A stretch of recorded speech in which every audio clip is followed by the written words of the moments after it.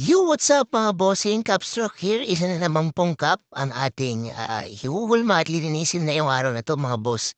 So itong STL na red mga bossing. So ayan, hugasan lang po natin sa malinis na tubig mga boss. And then, ibabad po natin siya. Ayan, so ilang oras lang yan mga bossing na ibababad.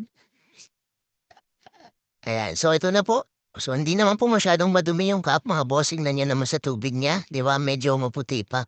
So, iba-brush lang po natin yan gamit ang soft bristle na brush mga bossing para hindi po maghimulmul. Lalo na po manipis yung cup, yung tela nitong cup. And then, so babalawan natin sa running water mga boss. So, ito na po siya. Tuyo na. Napatuyo na natin. Ang gagawin natin, steam muna natin yung kanyang brim mga boss kasi gusto ni bossing ay i-curve siya.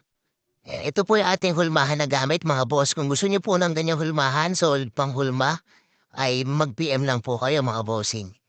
Yan. And then, hinuhulma na po natin mga boss. Ini-steam na po natin hanggang matanggal ko lahat ng kusot-kusot. And then, spray po natin yan para mag-hold po yung kanyang shape pag natuyo. So, ito na po. Tuyo na. Ito na yung ating finished product. Ayan, nakatindig na mga bossing. So, sa mga hindi pa po nakalike sa ating page, please like and follow po sa ating page mga bossing. Yan, salamat!